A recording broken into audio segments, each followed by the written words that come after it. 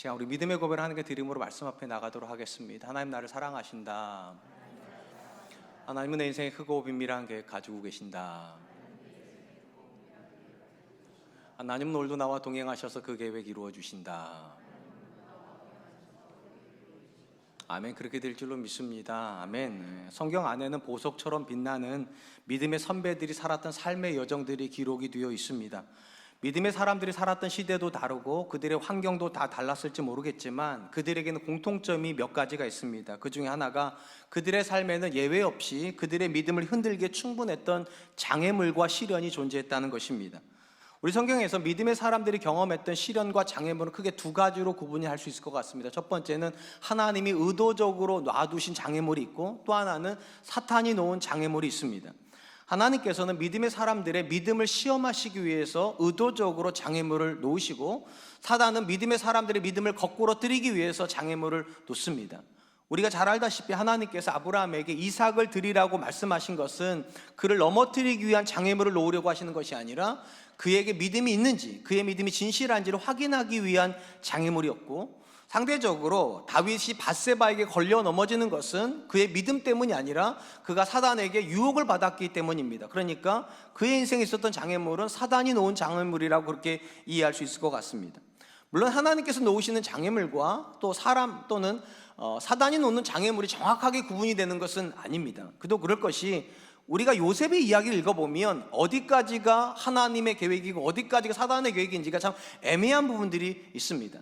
일단 분명한 것은 하나님은 가나안 땅에서 70명의 가족 공동체에 머물러 있었던 야곱의 가족을 애굽으로 보내서 그곳에서 민족 공동체가 되기를 기대하셨습니다. 그리고 이 일을 위해서 하나님이 어떤 계획을 세우셨는가? 요셉을 애굽으로 보내시는 계획을 세우셨습니다. 분명히 여기까지는 하나님의 계획이 맞습니다. 근데 그 다음 이야기가 조금 애매합니다. 요셉이 그러면 어떻게 애굽으로 갔는가? 여기서 가장 결정적인 역할을 하는 것은 형들입니다. 근데 형들이 좋은 뜻을 가지고 요셉을 보내줬다면 이건 하나님이 하신 일이 맞는데, 물론 하나님의 뜻이긴 하지만, 근데 놀랍게도 요셉의 형들은 좋은 뜻으로 요셉을 애굽에 보내준 것이 아니라 시기, 질투, 분노에 의해서 동생 요셉을 팔아넘겨 버렸다는 것입니다.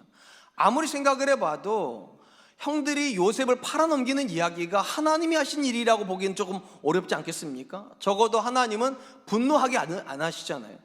질투하게 하지 않으시잖아요. 우리의 감정을 미움으로 점철시키지는 않지 않습니까? 근데 놀랍게도 하나님은 그 형들의 분노, 미움, 질투심을 이용하셔가지고 요셉을 애굽으로 보내시는 하나님의 계획을 이루셨습니다. 그러니까 이 부분에 들어서면 우리는 이렇게 이야기해야 될 것 같아요. 요셉을 향한 하나님의 전반적인 계획이 있습니다. 그리고 이 계획을 성취하기 위해서 하나님은 사탄이 놓았던 장애물을 이용하셨다는 것입니다. 형들의 인생 가운데 놓았던 분노, 질투 또는 복잡한 미움의 감정들이 사용이 돼서 결과적으로 요셉은 애굽으로 가게 되는 것입니다. 성경 안에서 하나님께서 우리에게 보여주시는 가장 분명한 모습이 있다면 하나님은 저와 여러분들에게 장애물을 면제시키지 않으신다는 겁니다. 조금 더 쉽게 말씀드리면 하나님 절대로 우리 인생에서 고난을 면제시키지 않습니다. 어떻게 알 수 있습니까? 하나님이 만드신 창조의 세계에 사탄이 존재하는 것을 보면 알 수 있습니다. 하나님은 얼마든지 사탄이 없는 세상을 만드실 수 있었는데도 하나님은 사탄을 허용하셨습니다. 제가 지금 허용이라고 말씀드렸습니다. 하나님이 그렇게 하실 수 없어서가 아니라 필요하였기 때문에 사탄을 허용하였고, 놀랍게도 아담과 하와가 창조되었던 에덴 동산에도 그 사탄이 있었습니다. 그리고 사탄에 의해서 아담과 하와는 장애물을 만나게 되고 결과적으로 쓰러지는 모습을 보게 됩니다. 그런 점에서 우리가 하나님을 믿음으로 시작하는 신앙의 여정은 장애물이 존재할 수밖에 없습니다. 하나님이 의도적으로 놓으시는 장애물이 있는가 하면 하나님이 허용하기 때문에 사단이 갖다 놓는 장애물도 있습니다. 어떤 신앙이 위험한 신앙입니까? 신앙 안에 장애물이 없을 것처럼, 그래서 신앙은 편안한 여정일 것처럼 생각하는 신앙이 가장 위험합니다. 어떤 신앙이 안전합니까? 고난이 있을 거고 장애물이 있을 거라고 생각하는 신앙이 오히려 더 안전하다고 할 수 있을 것입니다. 오늘 우리가 살펴보게 될 본문의 말씀은 하나님께서 신앙의 여정에서 성도에게 만나게 하시는 장애물 앞에서, 시련의 고난 앞에서 우리가 어떤 태도를 취하는 것이 옳은가를 보여주는 말씀이라고 생각이 됩니다. 오늘 본문은 사도 바울이 갈라디아 교회 성도들에게 장애물이 있다, 너희의 신앙의 여정에다가 장애물을 놓는 인들이 있다라고 경고하면서부터 시작이 됩니다. 7절로 8절입니다. 너희가 다름질을 잘 하더니 누가 너희를 막아 진리를 순종하지 못하게 하더냐. 그 권면은 너희를 부르신 이에게서 난 것이 아니니라. 사도 바울은 갈라디아 교회 성도들에게 신앙의 여정을 달리기로 설명을 합니다. 그리고 그들이 지금까지 잘 달렸다는 겁니다. 그런데 어느 시점이 되니까 그들의 믿음의 레이스를 방해하는 자들이 개입이 됐다, 그렇게 이야기를 합니다. 우리 성경에 막는다라고 번역된 단어의 본래적인 뜻은 군인들이 적들의 진로를 막기 위해서 장애물을 놓는다는 의미를 갖습니다. 이게 1차적인 의미고, 2차적인 의미는 길을 우회시킨다, 길을 피하게 만든다, 이런 뜻도 가지고 있습니다. 이게 두 가지가 연결이 되는 이유가 간단하겠죠. 적들의 길을 막으면 어떻게 됩니까? 다른 길로 가야죠. 그렇기 때문에 장애물이 생기면 원래 길에서 벗어나서 다른 길로 갈 수밖에 없는 것입니다. 본문에서 사도 바울이 이렇게 말하는 겁니다. 유대 율법주의자들이 이 갈라디아 교회 성도들이 믿음의 레이스를 달릴 때 개입을 했다는 거예요. 그리고 개입을 해가지고 어떤 일을 했는가? 그들이 본래 가야 되는 길에서 우회하게끔 만들었다, 다른 길로 가게 만들었다고. 그리고 그렇게 단정적으로 말하는 이유가 무엇입니까? 그들이 주고 있는 메시지가 하나님께로부터 오지 않았다고. 그들이 가야 되는 신앙의 레이스는 하나님께로 가는 여정인데, 그들을 가로막는 이들은 하나님께로 오지 않은 메시지를 가지고 그들을 다른 길로 가게 만들고 있다는 것입니다. 우리가 본문에서 먼저 주목하려고 하는 것은 신앙의 여정에서 우리에게 장애물을 놓는 사람은 놀랍게도 교회 바깥에 있는 사람들이 아니라 교회 안에 있는 사람들이라는 겁니다. 다시요, 신앙의 여정에서 성도를 걸려 넘어뜨리게 하기 위해서 장애물을 놓는 대부분의 사람들은 교회 바깥에 있는 것이 아니라 교회 안에 있다는 것입니다. 우리는 단순하게 사탄은 예수님을 안 믿는 사람들을 통해서 우리를 걸려 넘어뜨릴 거라고 생각하는 경향이 있습니다. 물론 안 믿는 사람들이 우리에게 핍박을 가할 수 있습니다. 우리 인생에 걸림돌을 놓을 수도 있어요. 근데 그것이 그렇게 심각하지가 않습니다. 왜냐하면 우리는 대부분 예측하기 때문이에요. 믿지 않는 사람들이 놓는 장애물은 어느 정도 예측이 가능합니다. 여러분들은 믿지 않는 사람들과 신앙에 대한 이야기를 합니까? 아마 하실 겁니다. 근데 자주 하진 않으실 거예요. 그리고 그들이 여러분들의 신앙에 대해서 또는 교회라든지 또는 목회자에 대해서 어떤 이야기를 하면 여러분들이 어떤 생각을 합니까? 네가 몰라서 그래, 이런 식이죠. 그들은 모르는 이야기를 한다 생각하기 때문에 우리가 마음속에서 이미 어느 정도 스크린을 합니다. 그래서 그들이 아무리 설득력 있는 이야기를 해도 웬만해서는 그들의 이야기를 듣고 교회 다니기를 포기하거나 또는 신앙의 노선을 바꾸는 사람은 거의 없어요. 그래서 엄밀히 말하면 교회 바깥에 있는 사람들이 우리의 신앙의 여정에다 놓는 장애물은 우리를 걸려 넘어뜨리게 못합니다. 그럼 어떤 장애물이 진짜 문제인가? 우리랑 똑같은 신앙을 가지고 있다고 생각되는 사람이 우리 인생에다 갖다 놓는 장애물들이 우리 꼬꾸라뜨리게 만듭니다. 특별히 교회 안에서도 보면 신앙생활을 하다가 포기하는 분들, 어떤 사람 때문에 신앙생활을 포기합니까? 안 믿는 사람 때문에 신앙생활을 포기하는 것이 아니라 목사님들 때문이에요. 내가 그렇게 사랑하고 존경했던 목사님에게 실족을 해요. 분명히 같은 교회를 다니고 있는데 그 목사님이 걸림돌이 돼버리면 다니던 교회를 속칭 끊어버립니다. 내가 정말로 좋아했던 장로님에게 재정적으로 상처를 받을 때, 권사님에게 감정적으로 상처를 받을 때, 내 순장에게 어떤 의미에서 뭐라고 그럴까, 애들 말로 말하면 따돌림을 당한다고 느낄까, 정서적인 소외감을 느낀다고 느낄 때 우리는 교회에 대해서 마음을 확 닫아버립니다. 참 신기한 건 교회 바깥에서 그들이 우리에게 주는 상처는 그렇게 큰 상처가 되지 않는데 교회 안에서 우리가 받는 상처는 굉장히 큰 상처가 됩니다. 오늘 본문에서도 사도 바울이 갈라디아 교회 성도들에게 너희의 믿음의 여정을 가로막는다라고 말하는 사람들은 교회 바깥에 있는 사람들 아닙니다. 교회 안에서 그들에게 율법이라고 하는 장애물을 갖다 놓는, 어찌 보면 그들의 눈에는 굉장히 신실해 보이는 사람들이 그들의 믿음의 레이스를 가장 방해하는 사람들이 되어버리는 것입니다. 열왕기상 13장에 보면 여로보암이라고 하는 사람에 대한 이야기가 나옵니다. 이 여로보암은 남과 북으로 이스라엘이 갈라졌을 때 북이스라엘의 첫 번째 왕입니다. 이 사람이 했던 가장 나쁜 죄가 있다면 북이스라엘의 베델과 단에다가 두 개의 금우상을 만들어 놓고, 금송아지 우상을 만들어 놓고 이스라엘 우상 숭배를 시킨 것입니다. 하나님은 이에 분노를 하셔서 남유다에서 한 선지자를 북이스라엘로 보내서 여로보암에게 심판을 명령을 합니다. 이때 여로보암이 굉장히 분노를 하고 손을 뻗어서 그 사람을 잡으라고 명령을 하는데 그 손이 더 이상 접히지를 않습니다. 굳어버렸어요. 이러자 여로보암이 분노했던 감정이 갑자기 두려움으로 바뀌어서 간청을 하죠. 하나님께 간구해서 이 손을 좀 회복되게 해달라고. 그리고 선지자가 기도를 해주자 그 손이 회복이 됩니다. 이러자 이 사람이 어떤 일을 하게 되는가? 회유를 하기 시작해요. 나의 궁전으로 가서 내가 너를 위해서 주는 음식을 먹고 너에게 주는 예물을 받으라고. 그때 이 선지자가 뭐라고 말하는가? 하나님이 북이스라엘 땅에서는 물 한 모금도 먹지 말라고 하셨고 왔던 길로 되돌아가지도 말라고 얘기하셨다고. 이러고 싸늘하게 돌아가 버립니다. 이 소식이 베델에 있었던 많은 사람들에게 전해지는데 그 중에 한 사람이 누군가 늙은 선지자가 이 이야기를 듣습니다. 그러자 이 늙은 선지자가 노새에다가 급하게 짐을 싣고 이 선지자를 찾아 나섭니다. 드디어 만났어요. 그리고 이 늙은 선지자가 이 남유다 선지자한테 뭐라고 말하는가? 우리 집에 가서 너의 배를 채우고 음식을 먹고 쉬었다가 돌아가라고. 그러자 이 선지자가 뭐라고 말합니까? 하나님이 북이스라엘에서 물 한 모금도 먹지 말라고 하셨다고 단호하게 거절을 합니다. 근데 그 다음 이야기를 듣자마자 이 남유다에서 왔던 선지자가 이 늙은 선지자를 쫓아가서 집에 들어가 밥을 먹습니다. 도대체 어떤 이야기를 들었길래 그가 하나님의 명령을 뒤로 하고 따라갔을까요? 성경이 이렇게 기록을 합니다.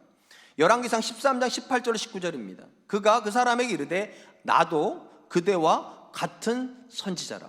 나도 그대와 같은 선지자라. 천사가 여호와의 말씀으로 내게 이르기를 그를 내 집으로 데리고 돌아가서 그에게 떡을 먹이고 물을 마시게 하라 하였느니라 하니 이는 그 사람을 속임이라. 이에 그 사람이 그와 함께 돌아가서 그의 집에서 떡을 먹으며 물을 마시니라. 주목할 것은 여로보암이 어떤 말을 해도 회유가 안 됐던 이 사람이요, 이 늙은 선지자가 딱 한마디, 나도 그대와 같은 선지자라. 나도 너처럼 하나님 믿고 나도 너처럼 하나님에게 말씀을 듣는 사람이라. 이 말을 하자 의심도 하지 않고요, 이 늙은 선지자를 쫓아가서 결국 그 집에서 하나님 금지하신 음식을 먹습니다. 그리고 하나님께서 이것 때문에 굉장히 분노하셔서 이 선지자가 집으로 돌아갈 때 사자를 보내서 그를 찢어버리게 하시는 일이 벌어집니다. 한번 생각해 보세요. 북이스라엘 왕이 했던 여로보암이 했던 말이나 이 늙은 선지자가 했던 말이 똑같아요.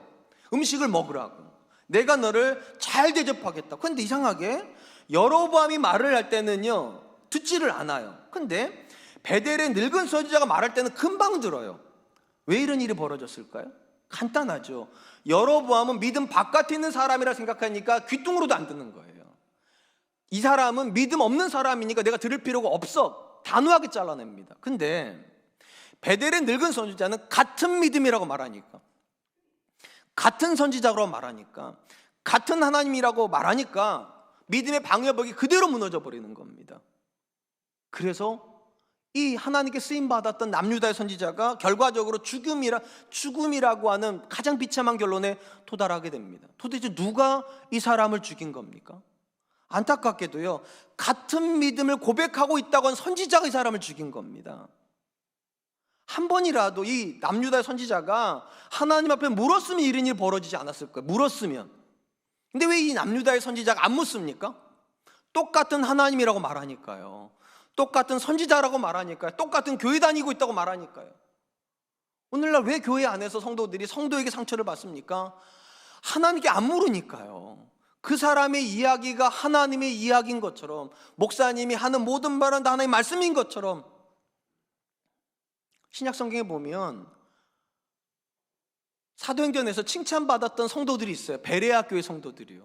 우리가 잘 아는 것처럼 사도 바울이 2차 전도여행 때 베레아 성도들에게 설교를 합니다. 그런데 놀라운 건 우리가 생각할 때 그 위대한 선지자가 설교를 하면 그냥 받아야 될 것 같은데 그들은 집에 가서 바울의 말이 그러한가요? 정말로 하나님이 하시는 말과 바울이 하는 말이 일치하는지를 그들은 확인을 했답니다. 성경이 우리에게 요구하는 겁니다. 우리가 교회 바깥에서 만나는 사람들 때문에 상처받지 않습니다. 교회 바깥에서 만나는 사람 때문에 믿음에 꼬꾸라지는 게 아닙니다. 진짜로 우리 인생에다가 가장 무서운 장애물을 놓는 사람들은 지금 내 옆에 있는 성도들입니다. 그래서 생각해야 돼요. 그들이 하는 말에 대해서 생각해야 돼요. 그들이 하는 권면에 대해서 생각해야 돼요. 그들이 하는 행동에 대해서 생각해야 돼요. 과연 저것이 성경적으로 맞나? 사도 바울이 지금 갈라디아 교회 성도들한테 말을 하는 겁니다. 너희와 함께 신앙생활하는 그들이 너희의 믿음의 달리기에다가 가림막을 놓는 사람들이야. 장애물을 갖다 놓는 사람이라고 조심하라고. 사랑하는 성도 여러분, 오늘 본문에 갈라디아 교회 성도들에게 장애물을 놓는 사람이나 열왕기상 13장에서 유다의 남유다에서 온 그 선지자에게 장애물을 놓는 사람들은 믿음 없는 사람들 아닙니다. 똑같이 믿음을 이야기하는 사람들이고 어찌 보면 존경할 만한 믿음을 가지고 있는 듯이 보이는 사람들입니다. 근데 그들이 갈라디아 교회 성도들을 넘어뜨리는 사람들이고 남유다에서 왔던 선지자를 무너뜨리는 사람들입니다. 어떤 사람들이 여러분들에게 정말로 위험한 사람이겠습니까?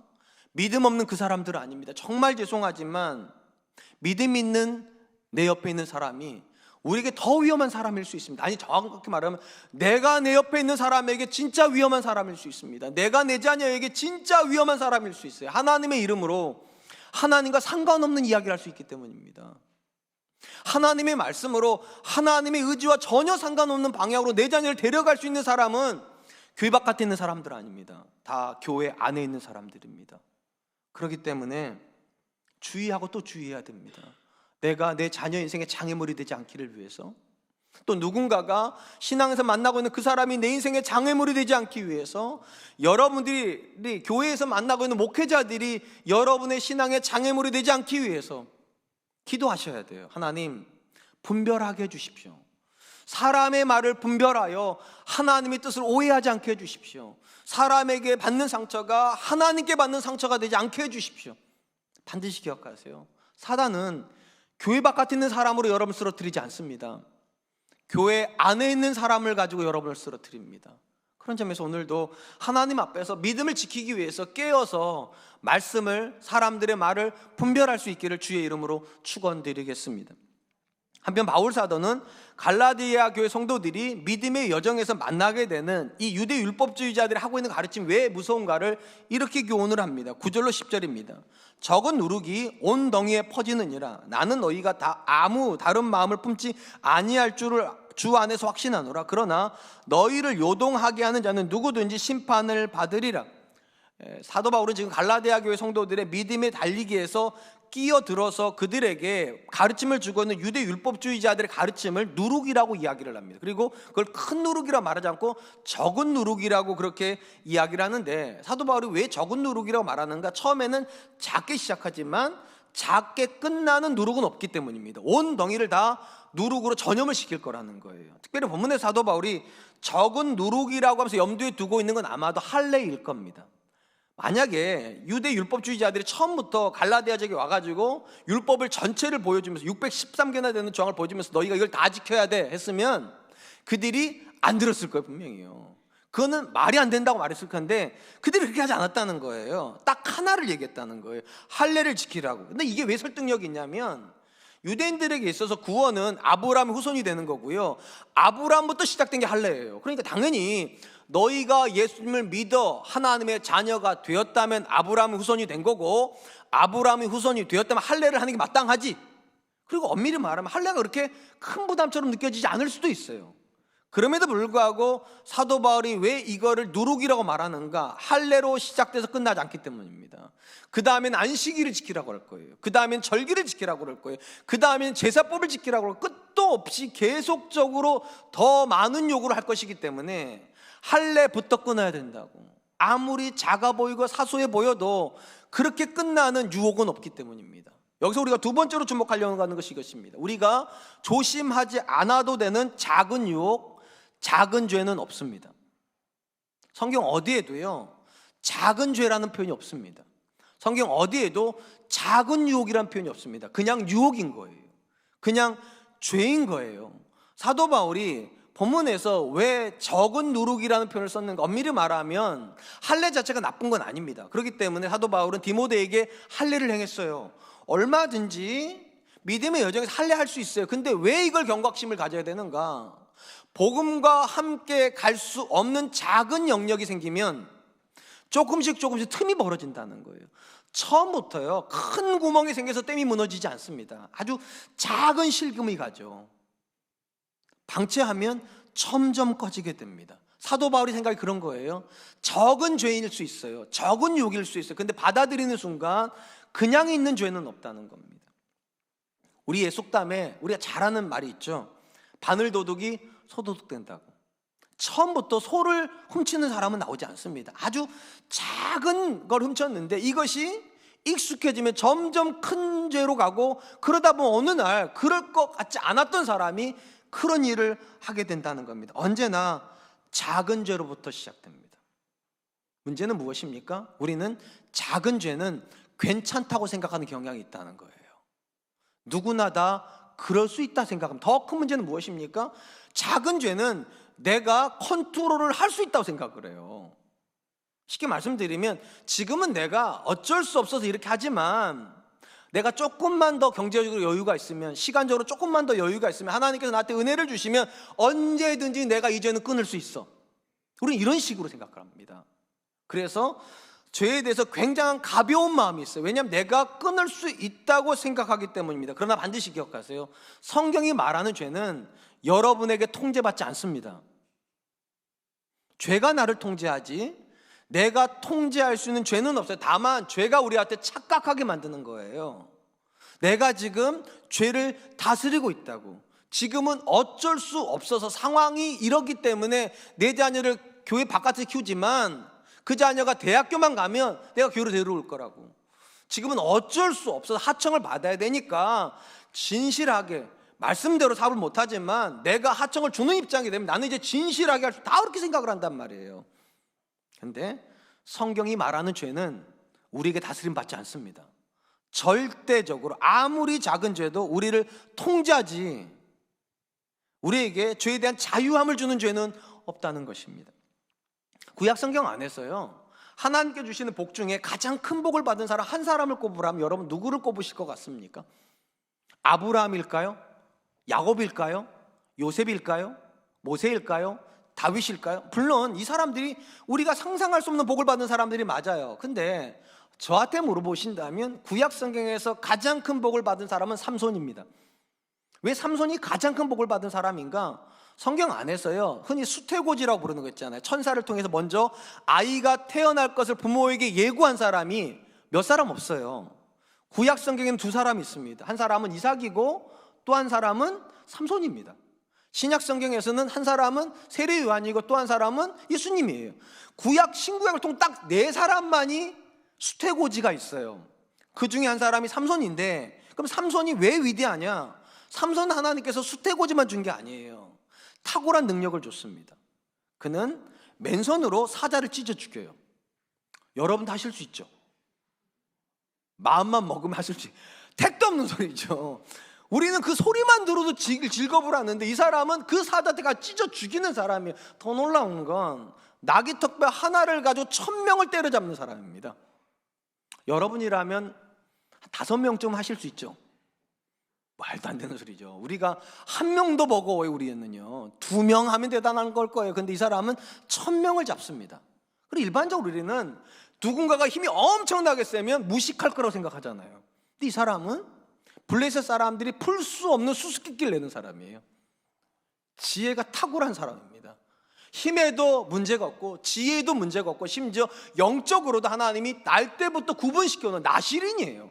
이쯤 되면 완벽한 거예요. 진짜로요. 하나님 주실 수 있는 모든 걸 다 주신 거예요. 그럼 왜 이 사람한테 이렇게 모든 걸 주셨을까? 이유는 간단합니다. 삼손이 살던 시절이 가장 어려운 시절이었기 때문입니다. 가장 강력한 적인 블레셋이 끝도 없이 이스라엘 괴롭히던 시절입니다. 그러니까 그들로부터 이스라엘을 구원해내야 되기 때문에 가장 완벽한 사람을 준비시키신 거죠. 상황적으로 놓고 보면 삼손은 당연히 블레셋으로부터 이스라엘을 구원해낼 수 있어야 될 것 같아요. 이건 기정사실이어야 될 것 같아요. 근데 우리가 잘 아는 게 있죠. 이스라엘 사사 400년 동안 12명의 사사가 있었습니다. 그 중에 딱 한 사사가 실패를 하는데 그 사사가 삼손입니다. 아이러니하게요, 인류 역사에서 수태고지 4명 받았는데 그 중에 1명이고 어떤 사람에게도 주지 않았던 힘, 지혜, 영성을 다 받았던 사람이 유일하게 실패한 사사가 돼버려요. 왜 이런 일이 벌어질까요 도대체? 삼손에게는 도대체 어떤 문제가 있는 걸까요? 그에겐 교만이 있습니다. 삼손에게 있었던 가장 큰 교만이 무엇입니까? 자기가 죄를 통제할 수 있다고 생각하는 교만입니다. 여러분이 삼손의 이야기를 읽어보면 삼손은 사사로 세워지면서부터 딱 한 가지 죄가 항상 곁에 있습니다. 이방의 여자가 그 곁에 항상 있습니다. 시작할 때부터 이방의 여자랑 결혼하려고 하면서 시작이 돼요. 그리고 늘 이방의 여자들과 음행한 일을 합니다. 근데도 참 신기한 건 삼손이 그 행동을 멈추지를 않는다는 거예요. 수태고지를 가지고 태어난 사람인데, 날 때부터 구별된 사람인데, 하나님의 영성이 그 안에 있는 사람인데도 그는 이 죄를 끊지를 않습니다. 왜 안 끊을까요? 끊지 못하는 걸까? 아니에요. 끊을 수 있는데 안 끊는 겁니다. 왜 안 끊을까요? 끊을 수 있다고 생각하니까 안 끊는 겁니다. 삼손이 계속 여자 문제를 가지고 있는데 참 신기한 건 삼손은 한 여자하고 오래 가지를 않습니다. 삼손이 버리고 다른 여자한테 가는 거예요. 항상 어떻게 생각하나? 삼손이 주도권을 가지고 있어요. 삼손이 이 여자 안 매여요. 이 여자 안 매여요. 이 여자 안 매여요. 그러면 무슨 뜻입니까? 이게 나를 못 지배한다는 거예요. 그리고 그 당시는 전쟁하는 문화였기 때문에 남자한테 지기는 해도 여자한테 지는 문화는 아니에요. 그러니까 여자는 위험한 존재가 아니기 때문에 삼손은 하찮아 보이는 여자를 늘 옆에다 두고, 죄송해요 이렇게 그 시대가 그랬다는 겁니다. 그걸 옆에다 두고 누리는 거죠. 죄를 즐기는 거죠. 근데 문제가 벌어집니다. 드릴라라고 하는 여자를 만나면서 역전이 벌어집니다. 똑같은 여자인데 이전까지 여자 문제에서는 삼손이 지배를 했어요. 근데 드릴라가 삼손을 지배해버립니다. 쉽게 말하면 사단이 삼손의 인생에다가, 죄송하지만 미끼를 계속 던지고 있었던 거예요. 그가 약한 영역을 자꾸만 던지는 거예요. 착각하게 만드는 거예요. 여자의 문제에 대해서 난 걸려 넘어지지 않는다고, 언제든지 내가 끊을 수 있다고. 근데 드릴라는 다른 여자였어요. 끊을 수가 없는 여자예요. 삼손이 자기에게 있었던 모든 비밀을 쏟아낼 수밖에 없게 만드는 여자예요. 만약에 삼손이 처음부터 여자를 멀리 했다면 드릴라는 안 걸려들었을 거예요. 근데 항상 익숙했던 문제, 내가 통제할 수 있고 언제든지 내가 끊어낼 수 있다고 생각되는 영역에서 삼손은 걸려져 버립니다. 지금 여러분들이 자신 있다고 말하는 그 죄가 여러분들을 걸려 넘어뜨린 죄입니다. 성경 어디에도요 작은 죄가 없다니까요. 처음에는 다 작게 시작하는 것 같아요. 근데 어떤 죄도 그 밑을 들어가면 빙산의 일각이 맨 위에 있고 밑에 빙산이 있어요. 걸려 넘어뜨려서 우리를 죽을 때까지 놔주지 않는 죄예요. 지금은 우리가 그 죄 때문에 유익을 얻을 수 있어요. 반드시 기억하세요. 나한테 유익을 주고 끝나는 죄는 없습니다. 반드시 끝 지점에 가면 우리한테 손해배상을 청구할 겁니다. 삼손이 그렇게 되는 겁니다. 그 많은 능력을 가지고 있는데도, 그 많은 영성 탁월한 지혜가 있는데도 그는 아주 사소해 보이는, 그 당시 사람들한테는 굉장히 사소해 보이는 문제, 여자의 문제는. 근데 그 여자가 블레셋 사람들이 넘어뜨리지 못하는 삼손을 넘어뜨려 버립니다. 그러니까 여러분, 지금 여러분이 통제할 수 있고 얼마든지 끊을 수 있다고 생각하는 그 죄는 여러분을 속이고 있는 겁니다. 여러분 못 꺼내냅니다. 지금 헌금 못 하시면 돈이 1,000억이 생겨도 헌금 못 합니다. 지금 교회 봉사 못 하시면 시간이 무한정 있어도 나중에 못 하세요. 지금 연약해가지고 내가 하나님의 일을 못한다고 말씀하시는 분들은 아무리 100세를 사는 건강을 줘도 못하는 거예요. 그냥 내가 착각하는 거예요. 지금은 연약해서 일 못하는 거라고, 지금은 부족해서 못하는 거라고. 사도 바울이 지금 적은 누룩이라고 표현했습니다. 당장은 갈라디아 사람들에게 심각한 문제로 여겨지지 않을 수 있어요. 그깟 할래 뭐 대단해요? 하면 되지. 근데 그걸 받아들이는 순간 우리도 모르는 사이에 더 많은 율법으로 빠져들어야 됩니다. 그리고 나중에는 은혜에서 우리가 이탈되는 일이 벌어질 거라는 것입니다. 사랑하는 성도 여러분, 신앙의 여정에서 가장 무서운 적이 뭘까요? 교만입니다. 교만이 가장 무서운 죄입니다. 그럼 교만은 뭡니까? 내가 죄를 통제할 수 있다고 생각하는 겁니다. 지금은 내가 이 죄를 통해서 유익이 있으니까 얼마든지 내가 통제할 수 있다고, 그리고 일정 시간이 되면 내가 끊을 수 있다고. 착각이에요. 절대로 우리는 죄를 끊을 수 없습니다. 죄가 여러분들을 걸고 있는 거지 여러분들이 죄를 걸고 있는 게 아니에요. 그리고 내가 죄를 잡고 있다고 생각하는 동안에는 경각심이 없어져요. 죄가 나를 잡고 있다고 생각해 경각심이 생기는 거예요. 그래야 간절해져요. 하나님, 끊고 싶은데 못 끊어요. 하나님, 이 마음이 있어야 되는데 교만은 어떻게 합니까? 내가 죄를 붙잡고 있다고 착각하게 만들어요. 그리고 이런 생각이 있는 사람은 다 어떻게 생각하는가? 죄가 가벼워요. 얼마든지 내가 끊을 수 있다. 다시 말씀드릴게요. 적은 죄 없어요. 적은 유혹 없어요. 그냥 다 유혹인 거고 그냥 다 죄인 거예요. 그러므로 오늘도 죄를 안 지을 수는 없어요. 근데 두려워하셔야 됩니다. 유혹을 안 받을 수는 없어요. 근데 두려워하셔야 돼요. 그 적은 유혹이 결국은 삼손을 무너뜨린다니까요. 결국은 다윗을 무너뜨린다니까요. 결국은 사울을 무너뜨렸어요. 그 적은 유혹이에요. 오늘도 저와 여러분들이 오늘 표현에 나온 적은 누룩을 조심하라. 큰 유혹 때문에 넘어지는 게 아니다.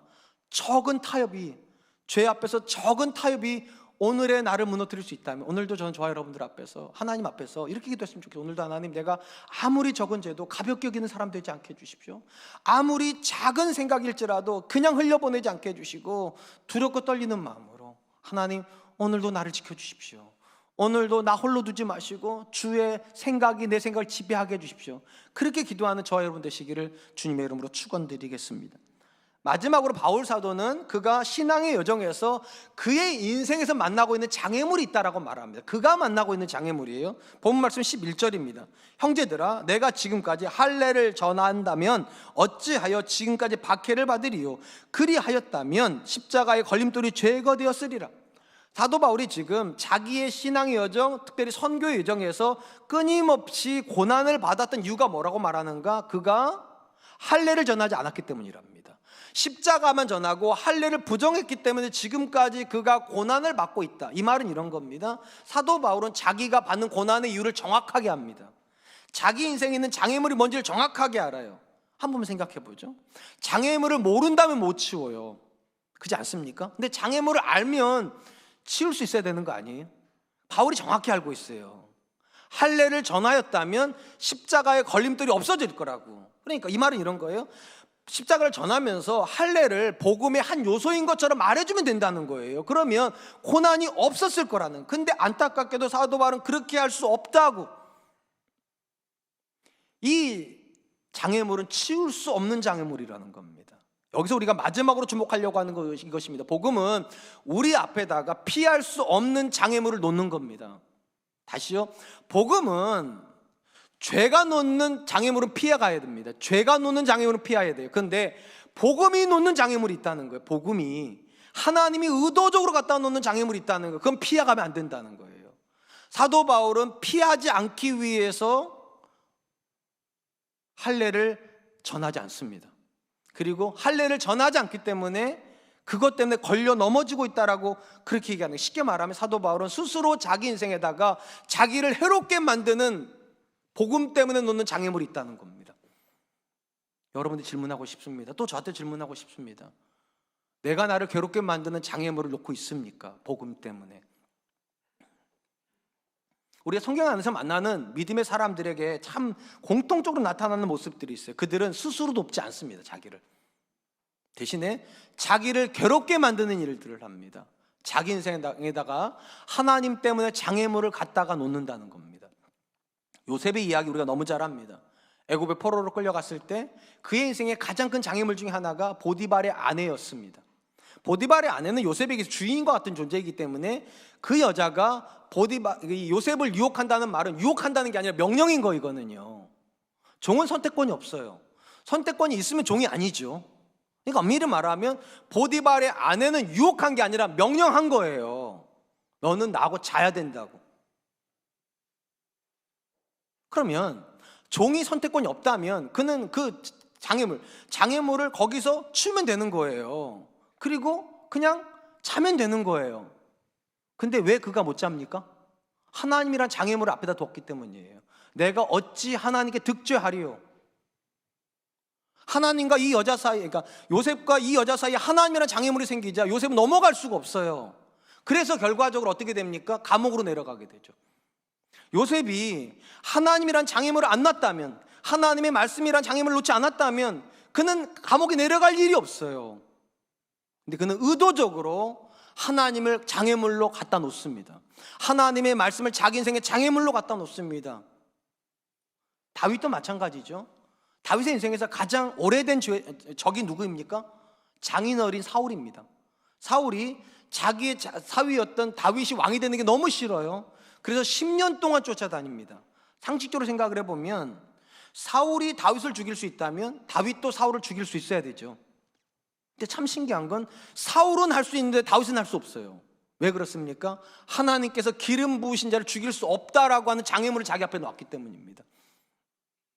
정당방위라고 말할 수 있지 않겠습니까? 정당방. 저 같으면 정당방위라고 말할 것 같아요. 나를 미워하는데 나도 미워할 수 있지. 나를 죽이려 하는데 나도 죽일 수 있지. 이래야 될 것 같은데 놀랍게도 다윗은 사울과 자기 사이에 장애물을 갖다 놔요. 하나님이란 장애물이요. 하나님이 금하시기 때문에 내가 할 수 없다고. 그래서 10년 쫓겨다니는 거예요.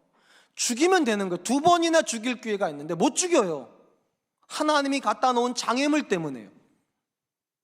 다니엘도 마찬가지예요.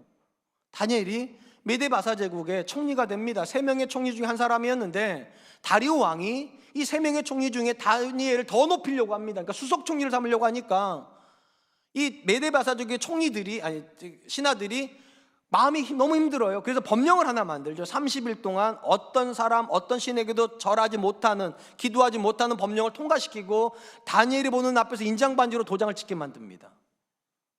그러면 저 같으면 뭐 30일 동안 기도 못하는 게 뭐 그 대단한 거예요? 그렇죠? 아니 마음으로 기도하면 되지 뭐 그거 꼭 그렇게 예루살렘 창을 열고서 그렇게 꼭 그렇게 무릎 꿇고 손 들고 뭐 꼭 그렇게 기도해야 돼요? 마음으로 해도 될 것 같은데 참 신기하게 다니엘은 기도라고 하는 장애물을 자기 인생에 갖다 놓습니다. 그리고 걸려 넘어져요. 그냥요. 그래서 사자굴에 내려가요. 사자굴에 내려간 게 아니라 던져져요. 저번 한번 보세요. 바울 장애물이 뭔지 알아요. 할래 그까지 전하면 되지 뭐. 우리 생각 그렇게 할 수 있어요?